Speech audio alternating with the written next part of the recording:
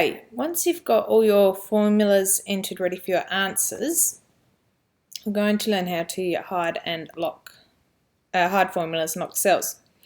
I want to just point out to you here, I've deliberately left this one cell different. Our answer, okay, for take 14 is minus 10 times 0. Anything times 0 is 0. If we put in here that if it shows 0 that it's correct, because it hasn't got anything in the cell, that's effectively 0. So we actually want it to see that it's got 0 written in there, so we put that in quotation marks. Same if your answer was a word, we would need that in quotation marks. Okay, now it's cross, and same in my corresponding formulas. Okay, when we are setting a test for someone, if they click on a cell, they can actually see the answer. We obviously don't want them to be able to cheat and do this. So what we're going to do is highlight the cells we don't want them to see, the formulas to, which is if they're correct or incorrect. Right click, go down to Format Cells. Usually it'll pop up with number. I want you to go over to Protect. Here, when we protect our sheet, we don't want them to be able to change the information, and we don't want it to show the formulas. So it's really important here we put hidden. So this will be hidden formulas, and go OK. The rest of our sheet we're going to want to protect shortly, but we do want people to be able to change the information only in their answers. So to do that, we select the boxes we want them to be able to change. Right click, Format Cells, and here I've already done it, but it will often come up with locked. What this means is if you imagine a locked door on a house, your door can be wide open with the lock turned on, okay, so switch, so it's ready to lock. If this is the case, when we protect the sheet, so if we close the door will be locked, which is what we want for most of our worksheet in a moment.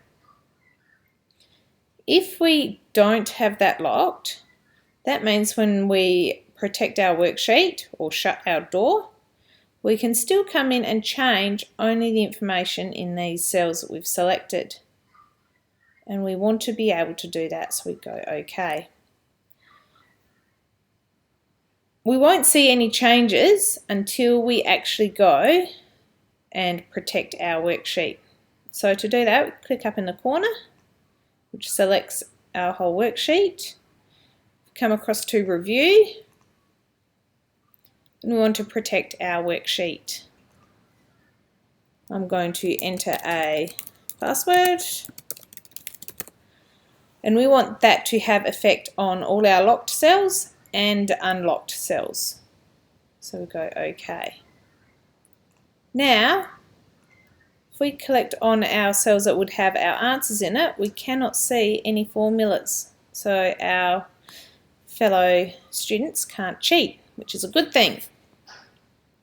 We can see though, if we entered in an incorrect answer, we can change it, and it will change the formulas across. It will change the formulas, it will change the answers that's seen in there.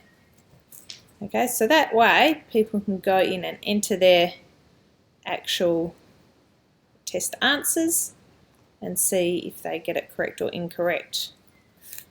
So now that was -2, this one equals 44.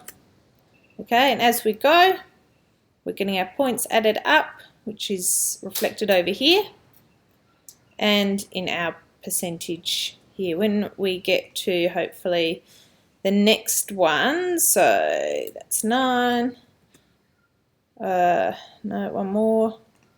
Anything times 0 we knew was 0. Whoops. I'll need to fix up that error. there. Obviously my formulas, I haven't changed that properly. That's okay.